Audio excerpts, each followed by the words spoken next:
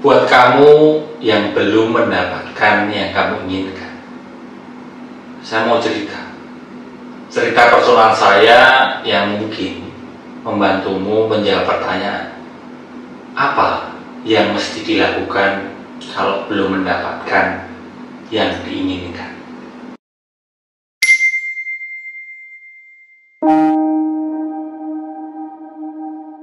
Kenalin ya, saya Aji Samso Putro, pembantu dalam menyehatkan mental dan memulihkan batin lewat jalan kesadaran. Selamat datang di Muda Rasa, di mana saya sharing apa aja sebatas yang saya pelajari dan alami, dan semoga bisa membantumu menyehatkan mental serta memulihkan batin. Secara berkala saya akan upload video seapa adanya seperti ini, nggak di ruang kedap suara. Jadi selain suara saya dan background musik tipis-tipis, mungkin kamu juga akan dengar suara-suara di sekitar tempat saya rekaman. Saya dan istri saya menikah di awal tahun, tepatnya di bulan Januari. Jadi setiap tahun baru, usia pernikahan kami tak lama lagi bertambah. Seperti di awal tahun baru ini, tahun 2022, usia pernikahan kami hampir menginjak 11 tahun. Kalau ditambah masa pacaran kami yang 10 tahun, berarti kami menjalin hubungan total 21 tahun. Istri saya ini kok mau-maunya ya sama saya selama ini, atau sepertinya sih lebih ke terpaksa ya. 11 tahun menikah, belum punya anak. Tak jarang kami dibilang, kok belum punya anak sih? Punya anak sih? Dan berbagai ucapan semacamnya yang terasa perih di hati. Kami udah cukup kebal. Ada juga yang bilang, suami istri itu sempurnanya kalau punya anak, apalagi perempuan. Sempurnanya itu kalau jadi istri dan jadi ibu. Nah, kalau udah menyangkut Indri, istri saya sebagai perempuan, gini loh, buat kamu yang berpikiran begitu, saya ada dua tanggapan. Pertama, punya anak atau tidak, buat saya dan Indri itu udah sempurna. Bahkan kalaupun tidak sama saya sebagai pasangannya, Indri, istri saya, dia pun udah lengkap seapa adanya. She is perfect exactly as she is. She is already enough.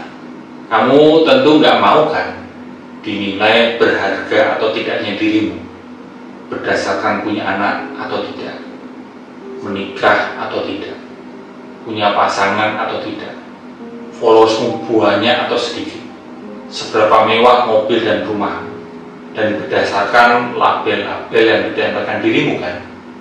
Nggak mau kan? Nah, jadi yuk janganlah menilai orang lain seperti itu juga. Tanggapan saya kedua, ada juga yang setelah tahu kami belum punya anak, lalu bilang ke kami, semoga lekas punya anak ya. Kami biasanya akan membalas dengan tersenyum dan berterima kasih sudah mendoakan. Tapi di sisi lain, sebenarnya kami terus belajar untuk menyadari bahwa belum punya anak itu bukanlah sebuah kondisi yang buruk dan perlu segera keluar dari kondisi itu. Kita begitu kaku menghakimi punya pasangan itu baik, nggak punya pasangan itu buruk, atau menikah itu baik, nggak menikah itu buruk. Begitu pula punya anak itu baik, nggak punya anak itu buruk. Dan masih banyak lainnya yang kita kaku menghakimi. Kalau begini itu gembira sukacita, kalau begitu itu sedih duka cita. Dan seperti kita ketahui, karena penghakiman itu justru membuat kita menderita. Bahkan penghakiman itu juga yang menjadi akar kejahatan bisa terjadi di mana-mana.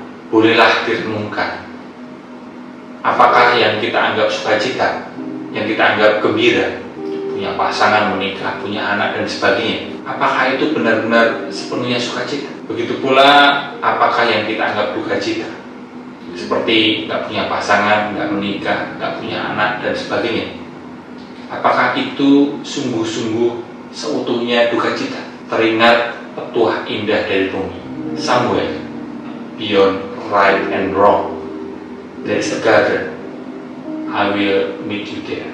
Buat kamu yang belum mendapatkan yang kamu inginkan, iya, kita perlu berusaha sewajarnya. Tapi kita juga perlu loh sadar bahwa segala sesuatu selalu punya sisi suka dan duka, punya sisi berkah dan musibah. Lebih dalam, belajar melampaui ini sukacita, itu duka cita. Karena sebenarnya kita ini tidak pernah benar-benar tahu apakah yang kita alami sukacita atau duka cita. Jadi ya kita ini kalau sedih secukupnya ya. Kalau gembira secukupnya. Semoga apapun yang kita alami menumbuhkan kesadaran kita. Oke, itu aja dari saya. Terima kasih udah nonton. Kalau kamu ingin saya membahas suatu hal, silahkan tulis di komen ya. Dan silahkan subscribe serta nyalain notifikasinya. Sampai ketemu di Muda Rasa berikutnya ya. Semoga kita semua bisa menerima kenyataan seapa adanya. Selamat hidup sadar.